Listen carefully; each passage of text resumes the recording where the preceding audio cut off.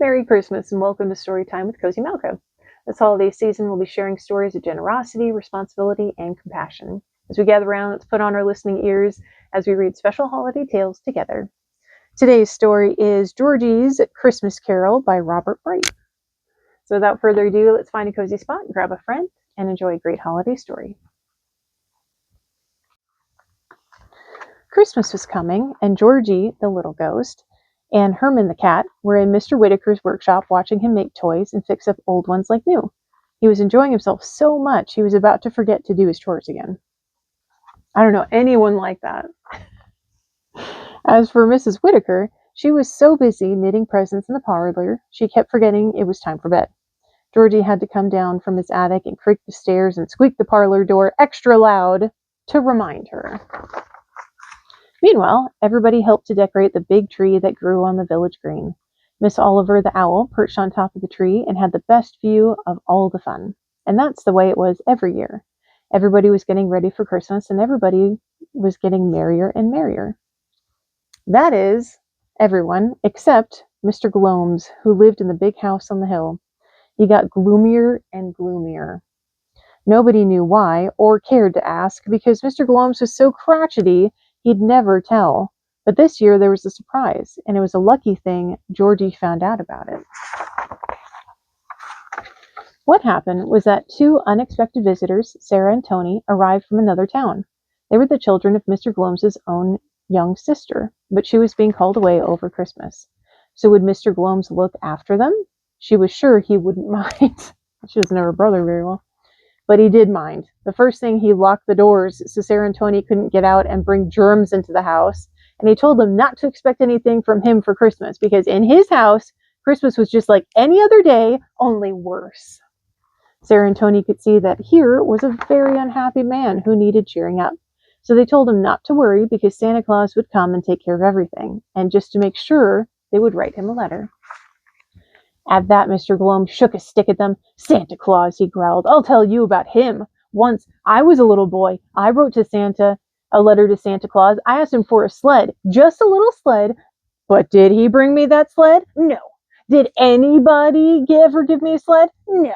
So I learned my lesson. You never get anything you don't get for yourself. And that's why I live in a fine big house today." But Sarah and Tony couldn't see the sense of living in a fine big house if all it did was to make you gloomy. So they wrote the letter anyway. Tony did the writing because he spelled better, but Sarah told him what to say, and that was a good letter. But who was going to mail it? Mr. Glomes wouldn't, and nobody else ever came near the gloomy house, but they had to give it to somebody. So late one afternoon, while Mr. Glomes was taking a nap, Tony and Sarah sneaked out of a back window. They made a cheerful little snowman and gave him the letter. They felt sure Santa Claus would see it Christmas night and when he came with his reindeer. But there was a nice cow who saw it first. Now, that nice cow happened to be the harmless cow who lived in the barn. She went right down to the Whitakers' house and told Georgie and Herman and Miss Oliver that there were children staying at the Glomes' place and that they had built a snowman and given him a letter. So they all went up there, and Georgie read the letter out loud. This is what it said. "Dear Santa, we are at Mr. Glomes' big house, but Mr. Glomes is very gloomy because nobody ever gave him a sled for Christmas when he was a little boy. So please, dear Santa, will you bring Mr. Glomes a sled for Christmas so he won't be gloomy anymore and be happy? And can you bring my sister Sarah a little doll and me a little toy train? But don't forget the sled, please." Tony. Oh, didn't sign his sister's name on it. Okay. Interesting.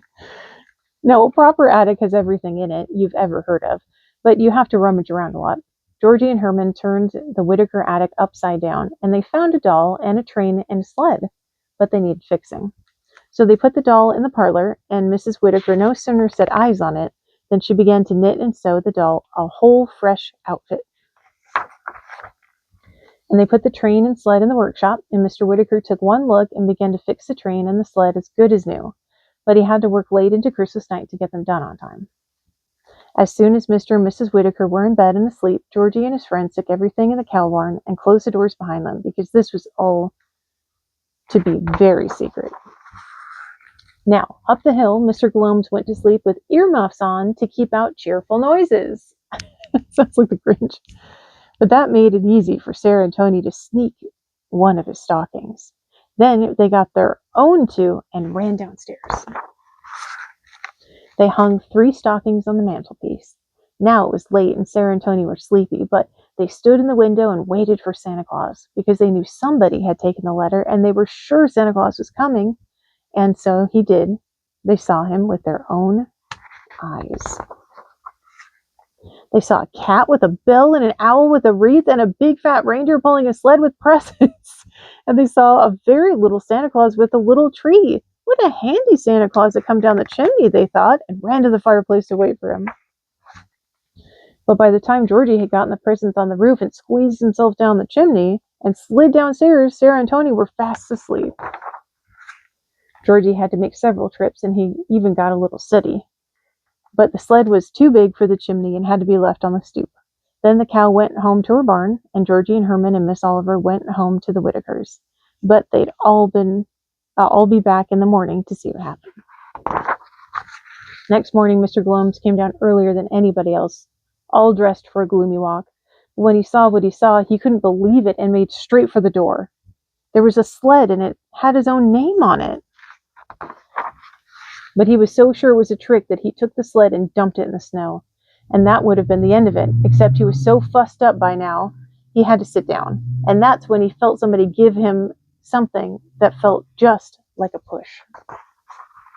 Next thing Mr. Gloams knew, he was sliding down the hill on that sled, and he couldn't believe what was happening to him. He slid right past the cow barn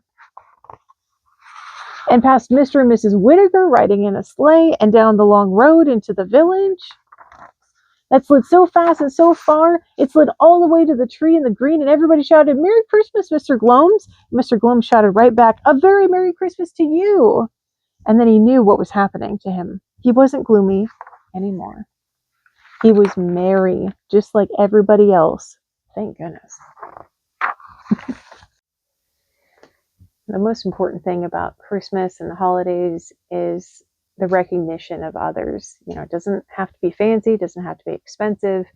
It can just be something that you have that maybe you personalize to them or you fix it up, like in the story. The most important thing is remembering that people are important.